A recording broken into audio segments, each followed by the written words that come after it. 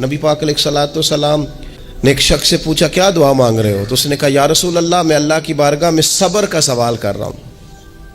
تو حضور فرمانے لگے صبر تو مصیبت پر ہوتا ہے۔ یا رسول اللہ پھر کیا مانگوں؟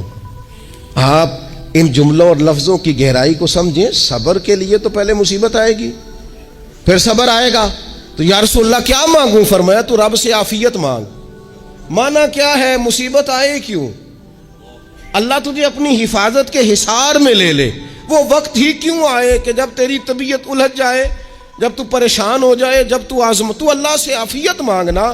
جب تو عافیت مانگے گا تو اگر کبھی مشکل آئے گی بھی نا تو خدا پھر اپنے فضل سے مشکل سے نکلنے میں رستہ بھی بڑی جلدی عطا فرمائے گا اور تیرے اوپر فضل فرمائے گا۔ عافیت سے بڑی نعمت کوئی نہیں اگر کسی کو میسر آئے تو۔ ایک بزرگ تھے، ہر وقت اللہ سے عافیت مانگتے تھے، ہر وقت اللہ سے عافیت مانگتے تھے، ہر وقت عافیت مانگتے تھے۔ لوگوں نے پوچھا، لوگ ان کو صالح جانتے تھے، نیک سمجھتے تھے کہ حضور آپ اور کوئی دعا مانگتے نہیں، عافیت ہی مانگتے ہیں۔ فرمانے لگے میں مانگا کرتا تھا شروع میں، بعد میں خیال آیا اور بھی دعائیں مانگا کرتا تھا، یہ احساس بعد میں نصیب ہوا۔ فرماتے میں مزدوری کرتا تھا، مال برداری کرتا تھا، ایک جگہ پہ ڈیوٹی کر رہا تھا تو تھک گیا، اور وہ جو کام لینے والے لوگ تھے ان کا رویہ بھی بڑا ترش تھا، تکلیف ہوئی۔ تو میں نے اپنے مالک کی بارگاہ میں عرض کی مالک اگر 2 روٹی بغیر مجھے مشقت کے مل جائے دن میں تو تیری بارگاہ تو بڑی کریم ہے۔ کہتے ہیں میں نے یہ دعا مانگ لی، ذرا میں تھوڑا آگے بڑھا تو 2 بندے آپس میں لڑ رہے تھے، میں ان کی صلح کرانے کے لیے، انہیں بچانے کے لیے آگے بڑھا تو میں جس کو چھڑا رہا تھا دوسرے نے میرے اوپر ضرب لگا دی، میرا بھی سر پھٹ گیا۔ تھوڑی دیر کے بعد وہاں پولیس آ گئی، وہ تینوں کو لڑنے والا سمجھ کے اٹھا کے لے گئے، مجھے جیل ہو گئی۔ 2 روٹیاں بغیر مشقت کے روز ملنی شروع ہو گئی۔ دعا مانگی تھی نا کہ یا اللہ 2 روٹیاں مل جائے نا بغیر مشقت کے، کہتے ہیں وہ 2 روٹیاں روز ملتی، کوئی کام نہیں کرنا پڑتا پر جیل ہو گئی۔ فرماتے میں بڑا پریشان تھا، روز روٹیاں پابندی سے آتی اور بہترین آتی، کھانا ملتا۔ پھر کچھ عرصے کے بعد میں نے سوچا کہ یار یہ دعا تو قبول ہو گئی نا تیری، اب تو اگر اس پر کوئی الگ بات کرے گا تو وہ تو غلط کرے گا۔ کہتے پھر خود ہی میرے دل میں اللہ نے بات ڈالی اور میں نے عرض کی مالک 2 روٹیاں نہیں، مجھے تو عافیت چاہیے، مجھے تو عافیت دے، میرے اوپر تو کرم فرما، تو نظر رحمت کر، جے ایک قطرہ بخشے مینو، ایک قطرہ بخشے مینو تے کام بن جاندا ہی میرا، مہربانی کر عافیت عطا کر۔ فرماتے پھر خدا نے کرم کیا، کہاں سے اسباب بنے میرے جیل سے چھوٹنے کے، کون کون میرے ضمانتی بنے اللہ ہی جانتا ہے۔ فرماتے ہیں دروازے بھی کھل گئے، رزق بھی ملتا ہے، صحت بھی میسر ہے، سجدہ بھی کر لیتا ہوں، سویرے تلاوت بھی کرتا ہوں، شام کو مدینے والے کی بارگاہ میں رج کے درود و سلام بھی عرض کرتا ہوں، میں ممکن ہوتا ہے تو کسی غریب کی داد رسی بھی کرتا ہوں۔ اب سمجھ آئی ہے ربنا آتنا فی الدنیا حسنۃ وفی الآخرۃ حسنۃ وقنا عذاب النار۔ اب سمجھ آئی ہے رب سے جب بھی مانگنا ہے عافیت ہی مانگنی ہے، اس سے کرم مانگ۔ ہم نے محدود دعائیں رکھی ہوئی ہیں، محدود، وہ جی فلانا کام میرا ہو جائے تو بھئی وہ ایک ہو گیا، اس کے بعد پھر نئی ٹینشن بن جائے گی، نہیں میں جی بچوں کی شادی کر لوں جی پھر میں فارغ ہوں۔ آپ شادی کر کے دیکھیں لاگو پتہ جائے گا کیسے فارغ ہوتے ہیں۔ آپ یہاں رکتے کیوں ہیں؟ آپ خدا سے عافیت کیوں نہیں طلب کرتے؟ اس کی بارگاہ سے وہ کیوں نہیں مانگتے کہ جو ایک قطرہ ملے تو دنیا اور آخرت کے سارے کام ہو جائے؟ اس سے اس کی رحمت کا سوال کرے، اس سے اس کے کرم کا سوال کرے۔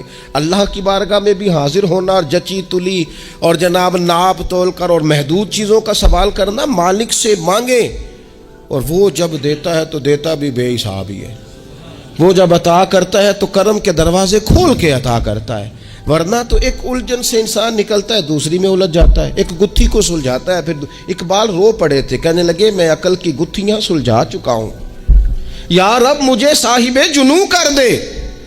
اللہ یہ بڑا میں نے ہیر پھیر دیکھ لیا، مجھے دیوانہ بنا، اب مجھے جنون ہو، اب میں کسی کے لیے رویا کروں، اب میں کسی کی یاد میں تڑپا کروں، اب میں رات کسی کے لیے میری آنکھیں بیدار رہیں۔ یہ بڑی ہو گئی دنیا داری، عقل کی گتھی حالانکہ نہیں سلجھتی، پر اقبال کہتے ہیں عقل کی گتھیاں سلجھا چکا ہوں، یا رب مجھے صاحب جنوں کر دے۔ اور پھر کہنے لگے بجھی عشق کی آگ اندھیر ہے، اب یہ مسلمان نہیں، یہ خاک کا ڈھیر ہے، تو مٹی بن کے رہ گیا. کیا کہاں اپنی ساری توجہات کا قبلہ کس چیز کو؟ میرے عزیزو، اللہ سے عافیت. جب تک یہ مزاج نہیں ہم بناتے کہ مالک سے عافیت کا سوال کریں، اپنے آپ کو اپنے رب کے حوالے کر دیں، اس کی رحمتوں کے سپرد کر دیں، اتنی دیر تک زندگی میں ٹھہراؤ نہیں آتا، قرار نہیں آتا.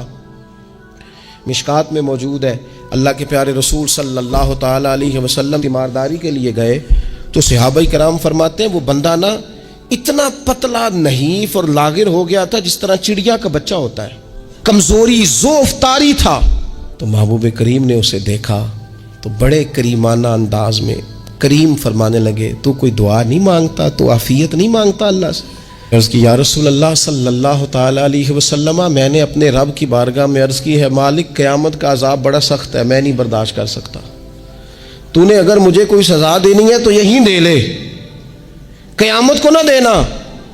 تو کہتے محبوب فرمانے لگے سبحان اللہ، او خدا کے بندے تو رب کی سزا دنیا میں بھی نہیں سہ سکتا، اللہ سے یہ بھی سوال نہ کر، تو رب سے کہہ ربنا آتنا فی الدنیا حسنۃ وفی الآخرۃ حسنۃ وقنا عذاب النار. تو رب سے دنیا میں بھی حسنہ مانگ، بھلائی مانگ، تو آخرت کے لیے بھی بھلائی مانگ، تو اس سے عافیت کا سوال کر. تو نے یہ سوال کیوں کیا؟ عرض کی یا رسول اللہ کرم ہو گیا ہے، مجھے سمجھ آ گئی ہے، اب میں اسی طرح ہی کروں گا. عزیز دوستو، ہم کہاں سہ سکتے ہیں؟ ہم دنیا میں رب کی سزا ہم نہیں سہ سکتے، ہم کمزور ہیں تو گرمی نہیں سہ سکتے، شدید سردی نہیں سہ سکتے، شدت کی بھوک لوگ نہیں سہ سکتے، کوئی آزمائش نہیں سہ سکتے. وہ جو لوگ بعض اوقات کہہ دیتے ہیں نا جی فلاں چیز ہمارے اعمال کا نتیجہ ہے، تو میں کیا کرتا ہوں، نہ کو یار، ہم تو یہ بھی نہیں سہ سکتے، ہم کہاں برداشت کر سکتے ہیں، ہمیں تو وہ معاف ہی فرمائے، ہم حساب والے ہے ہی نہیں، ہم تو صرف معافی والے ہیں. ہم سے نہ حساب پوچھے، اس نے حساب پوچھا تو پھر تو بڑی مشکل ہو جائے گی، اگر اس نے حساب پوچھا تو بڑی رسوائی ہو جائے گی، اگر حساب پوچھا تو مشکلات سامنے دکھائی دینے لگ جائیں گی. ہم سے تو وہ درگزر والا معاملہ کرے، ہم سے تو وہ کہے جا میں نے محبوب کے صدقے تجھے معاف کیا، جا تیرے لیے رحمت اور بخشش والا فیصلہ کیا. وہ کوئی سبب اس کی رحمت کسی سبب کو دیکھ لے اور درگزر کر لے. یہ جو ہم نبی پاک کی امت ہے نا، تو یہ ہمارے گرد اللہ کے فضل اور اس کی رحمت کا حصار ہے، یہ حصار ہے ہمارے گرد. وہ درویش نے کہا تھا نا کہ کروں شکر کتنا اور کروں فخر کتنا کہ تیرے کرم نے مجھے فائز المرام کیا. دیکھو بنا کے سید عالم کا امتی مجھ کو گناہ سے پہلے ہی بخشش کا انتظام کیا. ابھی میں نے غلطی کی نہیں لیکن مجھے حضور کا غلام بنا دیا، بخشش کا بندوبست پہلے ہو گیا. اپنے مالک سے بیمار بھی اس سے عافیت مانگے، مقروض بھی اس سے عافیت مانگے، بے اولاد بھی اس سے عافیت ہی مانگے، صاحب اولاد بھی اس سے عافیت ہی مانگے، جو دولت کے حصول کے رزق حلال کے خواہش مند ہیں وہ بھی اس سے عافیت مانگے، اور جن کی جھولی اس نے بھر دی ہے وہ بھی اپنے رب سے عافیت ہی مانگے.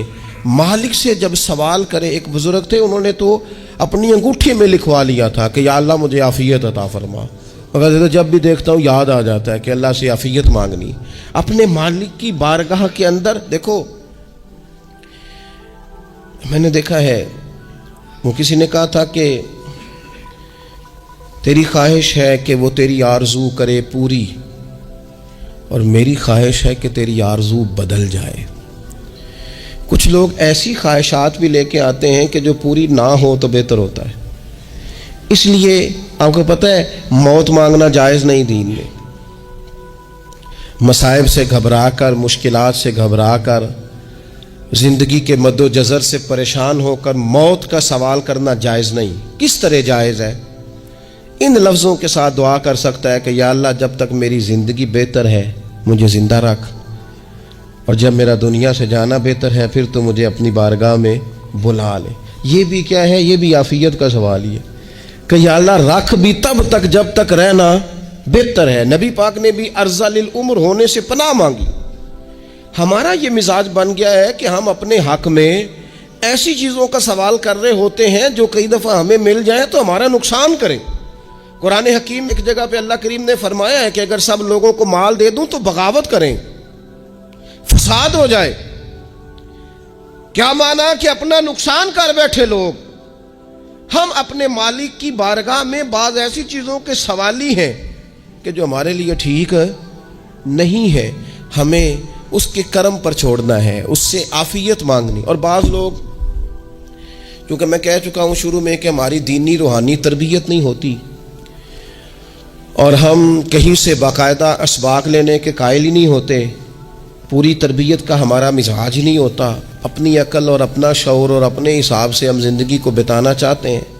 اور یہ جو میرا دور ہے یہ ویسے ہی الجھا ہوا زمانہ ہے، اللہ ماشاء اللہ، پتہ نہیں کوئی کیا بول رہا ہے، کوئی کیا کہہ رہا ہے، ایسے ہے جیسے کوئی میلہ لگا ہوا ہے، اور کان پڑی آواز سنائی نہیں دے رہی۔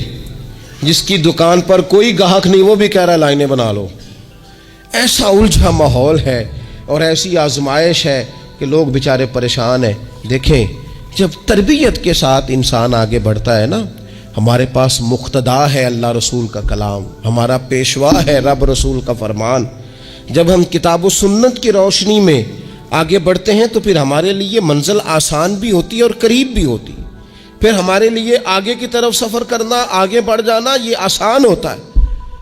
آپ غور کریں، جو لوگ دنیا میں کامیاب رہے، بھلا کس طرح کامیاب رہے؟ وہ اس طرح کامیاب رہے کہ انہوں نے نا اپنے رب سے عافیت مانگی، اللہ تعالیٰ نے خود بخود ان کے لیے رستے بنائے۔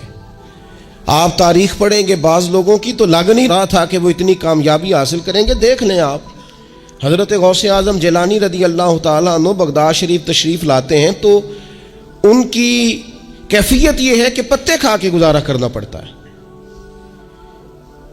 یعنی پیچھے کوئی ایسا بیک گراؤنڈ کسی کا بنایا ہوا ادارہ، کوئی بڑی خانقاہ، کوئی بڑے لمبے چوڑے والد صاحب کے مریدین، کوئی بڑا لمبا سلسلہ نہیں مل رہا۔ ان کو بظاہر پتے کھا کے گزارا کرنا پڑتا ہے، لیکن چونکہ وہ نکلے ہیں اللہ کی مدد کے ساتھ، انہیں اللہ نے تائید دی ہے، فضل فرمایا ہے، تو نتیجہ یہ نکلا ہے کہ 70 ہزار بندہ ایک ایک وقت میں تربیت لینے کے لیے ان کے سامنے موجود ہے۔ یہ اللہ نے اسباب بنائے ہیں، کیونکہ جب رب عافیت عطا کرتا ہے تو پھر اللہ اسباب بھی پیدا فرماتا ہے۔ ہمارا ذہن تو تھک جاتا ہے سیاست کرتے کرتے، ہم تو جناب پوری ترتیب سے ہمیں سلیقہ آتا ہے کس طرح کر کے کس بندے کو کیسے قائل کرنا، پورے طور پر ہم وہ ساری زندگی سیاست کرتے رہتے ہیں۔ وہ خاندانوں میں بھی چلتی ہے، گلی محلے میں بھی چلتی ہے، دوستوں میں بھی چلتی ہے، اور بعد میں پتہ چلتا ہے کہ یہ پتے کھیل کون رہا تھا، اصل میں صلح کرانے والا تھا کہ لڑائی کرانے والا تھا، یہ سب کا خیر خواہ تھا، یہ سب کی ذہن کے اندر فطور کی آمیزش ہی اس شخص کی وجہ سے تھی۔ ہم چونکہ وہ خاص عافیت اللہ سے نہیں مانگتے، ہماری مخصوص سیاست ہوتی ہے سبھی کو راضی رکھو، اس کا نتیجہ یہ نکلتا ہے کہ ایک ٹائم آتا ہے کوئی بھی راضی نہیں رہتا۔ ہم اگر اپنے مالک کی طرف رجحان کریں اور اللہ نے جو ہمیں شعور دیا ہے اس شعور کو لے کر اللہ کی بارگاہ کی طرف بڑھیں، آپ یقین کریں اعلیٰ حضرت بریلوی رحمۃ اللہ علیہ کی کتابیں ہیں، ایک ایک کتاب پر پی ایچ ڈی ہو رہی ہے، اور انہوں نے 150 سال پہلے بیٹھ کر جو کچھ لکھا تھا بئی نہیں لفظ بلفظ اس کی ضرورت آج محسوس ہو رہی ہے اور آنے والے وقت میں بڑھ رہی ہے۔ لیکن ان کے پاس کوئی ٹیم نہیں تھی، 50 لوگ نہیں تھے جو ان کے پاس بیٹھ کے لکھواتے، اپنا پریس نہیں تھا، ایسے لوگ نہیں تھے کہ جن کو پتا ہوتا کہ کتاب ہم کل چھاپیں گے اور اتنے فیصد یہ مارکیٹ میں نکل بھی جائے گی، ایسا کچھ نہیں تھا۔ کیا تھا؟ اللہ کی مدد ساتھ تھی، تائید ایزوی ساتھ تھی، اللہ نے اپنی عافیت میں رکھا تھا۔ وہ قرآن مجید کی آیت کا ترجمہ کرتے ہیں نا اعلیٰ حضرت، اہدنا الصراط المستقیم، یا اللہ ہمیں سیدھی راہ پہ چلا۔ بہت سارے مفسرین نے کہا اے اللہ ہمیں سیدھا راستہ دکھا، فرماتے ہیں اے اللہ ہمیں سیدھی راہ پر چلا۔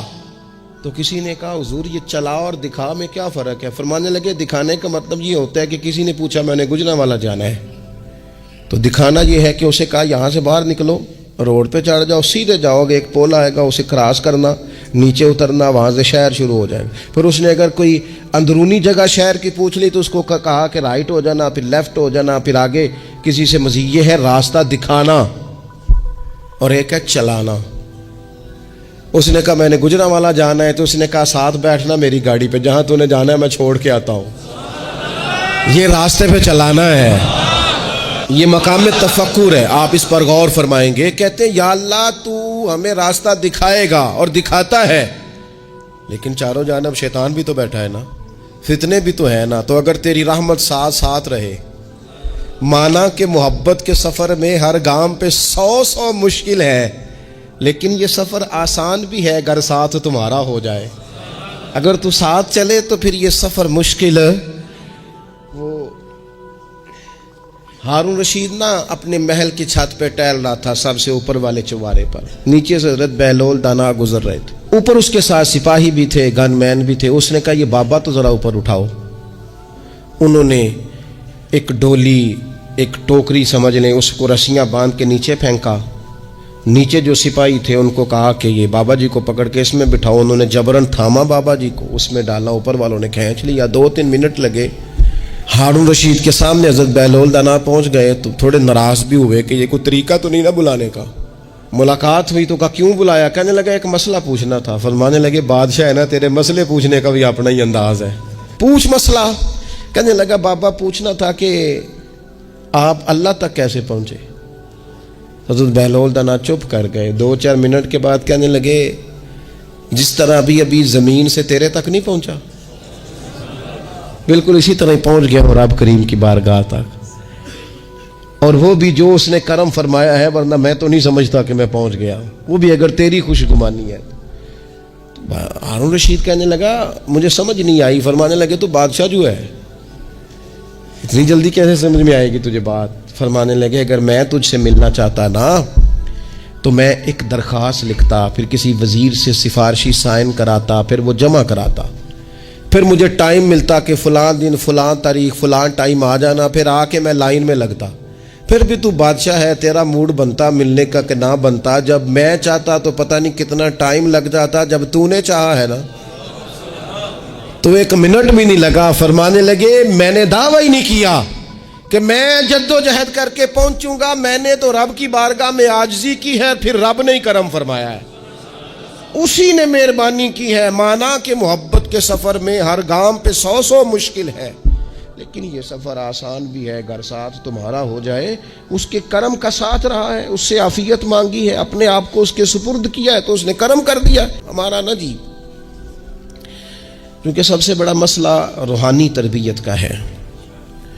ہمارے ہاں باتیں ڈھیر سارے لوگوں کو آتی ہیں اور بہت زیادہ آتی ہیں، منصوبہ بندی کرنا، پلاننگ کرنا، اپنے معاملات کو خود سے کیسے لے کے چلنا ہے، کیسے ٹھیک کرنا ہے، اپنے حق میں دنیا کو کس طرح قائل کرنا ہے، یہ ڈھیر سارے لوگوں کو آتا ہے، اور اپنے حق میں دلائل کس طرح قائم کرنے ہیں، اس میں بہت سارے لوگ خود کفیل ہوتے ہیں، انہیں کسی سے مشاورت کی بھی ضرورت نہیں ہوتی۔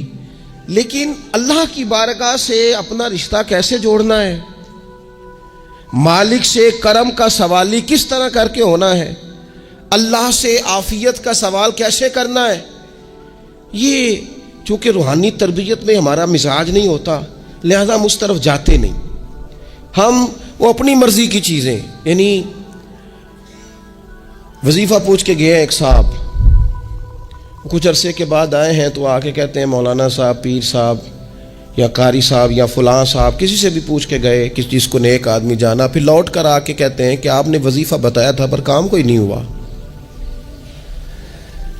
تو میں تو صاف کہتا ہوں اور کھلے دل سے کہتا ہوں کہ بھائی وظیفہ آپ کو بتایا تھا کہ اللہ کی رحمت متوجہ ہوگی، خدا کی رحمت کو آواز دینے کے لیے وظیفہ دیا تھا، کوئی بھی وظیفہ رب کو مجبور تو نہیں نہ کر سکتا معاذ۔ اور وظائف کس لیے پڑھے جاتے ہیں کہ جلدی سے معاملات ٹھیک ہو جائیں، میرے حق میں چیزیں بہتر ہو جائیں، تو اللہ کی رضا کے لیے پڑھے جاتے ہیں۔ تو وظائف کو، عبادات کو، نوافل کو، تلاوت کو، درود پاک کو تو رضا الہی کا ذریعہ بنانا چاہیے، لیکن ہم چونکہ ایک پورا الجھاؤ رکھتے ہیں اپنی دنیا داری کے معاملات سیدھے کرنے، ایک پورا خیر رکھتے ہیں۔ وہ لوگ ملتے رہتے ہیں مختلف بزرگوں کی نسبت کے تعلق سے، تو بعض جگہوں پہ بعض لوگ بڑے تیز ہوتے ہیں، یعنی ان سے آپ کی ملاقات ہوتی ہے تو بندے کو محسوس ہوتا ہے کہ یار اسے تو پہلے ہی ساری باتوں کا پتہ ہے، اور کئی دفعہ ان سے ملنے کے بعد احساس ہوتا ہے کہ یار اس سے تو تھوڑا سیکھ ہی لیتے تو بہتر تھا، یہ تو بات بڑی آگے نکل گئی۔ سارا پتہ ہوتا ہے، باشعور ہوتے ہیں، لیکن ڈر آتا ہے اللہ سے۔ اتنا باشعور آدمی، سمجھدار، پنچایت، پریا، لوگ، دین، دنیا سارا پتہ ہے، نماز کا ٹائم آ گیا تو وہ چھپتا پھرتا ہے۔ اس کی طبیعت پر بوجھ بن رہا ہے معاذ اللہ اللہ کے حضور حاضر ہونا، اسے خیر کا کام کرنا پڑ رہا ہے تو وہ ادھر ادھر نکلتا جا رہا ہے۔ تو سوال یہ ہے کہ پھر یہ شعور کا کیا مطلب رکھا ہوا ہے ہم نے؟ پھر اللہ سے دعا کرنے کی ضرورت نہیں۔ وہ حضرت عارف رومی رحمۃ اللہ تعالی علیہ فرمایا کرتے تھے بعض لوگوں کو رب سارا کچھ دیتا ہے، سجدے کی توفیق نہیں دیتا۔ اس کا مطلب یہ ہے کہ وہ کہتا ہے یہ سارا کچھ لے اور نکل جا، میرے گھر نہ آنا، رکھ سارا کچھ پاس۔ رب سے عافیت مانگی جائے، اس سے اس کا فضل مانگا جائے، اس سے اس کا کرم مانگا جائے۔ اللہ کے پیارے رسول صلی اللہ تعالی علیہ وآلہ وسلم اس عافیت مانگنے پر زور دیتے، توجہ دیتے۔ میں آپ کو صحیح بتاتا ہوں، رب نے اگر کسی بندے کو عافیت میں رکھا ہو نا تو حالات کیسے بھی برے چل رہے ہوں اس کا بگاڑ کچھ نہیں سکتے۔ اور اللہ تعالیٰ معاف کرے، 100 دفعہ خاکم بدہن، اگر کسی وقت اس کے کرم کی نگاہ پھر جائے تو پھر سارے اسباب سمیت بھی انسان اپنے پیروں پہ کھڑا نہیں رہ سکتا۔ اس سے جب تک طلب کرم نہیں ہوتا، طلب عافیت نہیں ہوتی، اس کی بارگاہ سے جب تک بندہ مومن پورا رجوع نہیں کرتا، یہ عافیت اتنی اعلیٰ چیز ہے کہ نبی پاک علیہ السلام نے فرمایا اذان اور اقامت کے درمیان جو وقت ہوتا ہے اس میں دعائیں رد نہیں ہوتی۔ دعا مانگا کرو گے تمہاری اللہ اپنے فضل سے قبول کر لے گا۔ عرض کی یا رسول اللہ کیا مانگے؟ تو فرمایا عافیت مانگو رب سے۔ حضرت انس بن مالک حدیث کے راوی ہیں رضی اللہ تعالیٰ عنہ، یہاں بھی فرمایا یہ عین قبولیت کا ٹائم ہے، اب اللہ سے عافیت مانگ لو، اس کی پناہ۔ ہم دعاؤں میں بھی محدود ہو جاتے ہیں۔ رب دا طالب کوئی نہ ملیا، جو ملیا طالب زردہ ہو، دعاؤں میں بھی حد بندی۔ بعض اوقات بچے بھی تربیت کرتے ہیں نا، ایک مولانا ہے، ان کا خیال ہے کہ انہوں نے مجھ سے کچھ پڑھا ہے تو کبھی کبھی استاد جی کہہ دیتے ہیں، بہت پرانی بات ہے، انہوں نے مجھے فون کیا کہ اگر آپ کبھی تشریف لائیں، تو میں نے کہا پتر دعا مانگ اللہ کو چھوٹی جی گڈی دے وے۔ تو اس بچے نے میری بڑی تربیت کی، کہنے لگا استاد جی اللہ کو لو منگنی جی تے وڈی ساری منگو، آپ نے محدود کیوں کیا کہ بھئی یہ چھوٹی سی اللہ گاڑی کیوں اللہ چھوٹی دے، رب دے تو بڑی دے، اور رحمت سے دے، اللہ سے مانگنی ہے نا جی۔ ہم تربیت نہیں لیتے۔ میں نے اس کا شکریہ ادا کیا، میں نے کہا بیٹے تو نے بڑی سونی بات کی، اللہ تجھے اس کا اجر عطا کرے، اللہ تجھے برکات عطا کرے۔ اگر آپ نے سیکھنا ہے تو پھر آپ سیکھ لیں گے، اور اگر نہیں سیکھنا تو پھر یہی کہنا ہے ساری عمر لنگ گئی بندہ کو نہیں ملیا، چونکہ مزاج نہیں ہے نا سیکھنے کا، اس لیے پھر ملا ہی کوئی نہیں، پھر ساری زندگی کو میسر ہی نہیں آیا، کسی نے نصیحت ہی نہیں کی، کوئی آنکھوں کو بھایا ہی نہیں، خود ہی بڑے سیانے تھے، خود ہی بہت بڑے تھے، اپنا قد ہی بڑا اونچا تھا، سب ٹھگنے چھوٹے اور کمزور اور بوڑے نظر آئے۔ تو آج کی پوری گفتگو میں آج آپ کو بڑی ذمہ داری سے یہ گزارش کر رہا ہوں، اللہ سے عافیت مانگے، ہر وقت عافیت مانگے۔ میری سالوں سے روٹین ہے، میں دعا مانگتا ہوں اللہم انا نسألک العفو والعافیت فی الدین والدنیا والآخرہ، اور یہ خاموش تبلیغ ہوتی رہی، میں مانگتا رہا، کئی بچوں کو ویسے یاد ہو گئی، اس کو یاد کر لیں، اللہ سے عافیت مانگے، دین میں، دنیا میں، آخرت میں، اس کو اپنا مزاج بنائیں۔ اللہ تبارک و تعالی ہم سب کو عافیت نصیب فرمائے۔ آخر دعوانا الحمدللہ۔